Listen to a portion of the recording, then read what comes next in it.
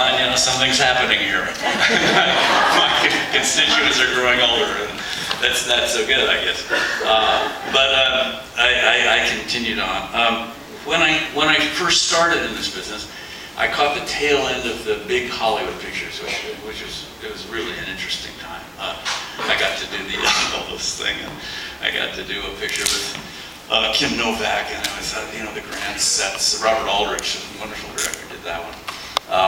Met a lot of very, very interesting people, which is by far the best part of the whole trip. You know, that you just meet the most extraordinary people, and you see them at their most vulnerable, which is always an interesting thing to witness.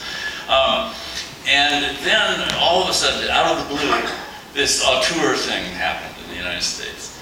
And I remember specifically when I saw it. I was walking through a place called Westwood Village in Los Angeles, and there are two theaters on either side of Westwood Boulevard.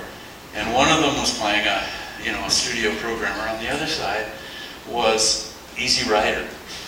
And they were having a midnight screening, and there were 500-600 kids from UCLA all lined up to go in there, and they were all stoned out of their minds. And they were glassy-eyed, they're looking at the lights, you know. I thought, they're onto something. Something's happening here.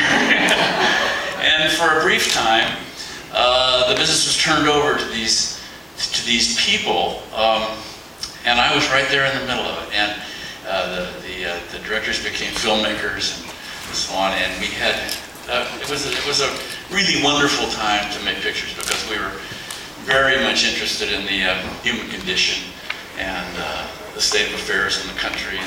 And what we essentially did was we did independent films for the studios.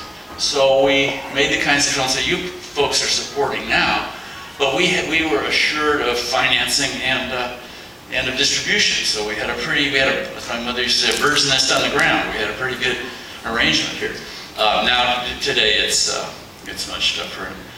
Without organizations like this and audiences like you who come and see these pictures, it would be pretty tough. A couple of other things I wanted to say.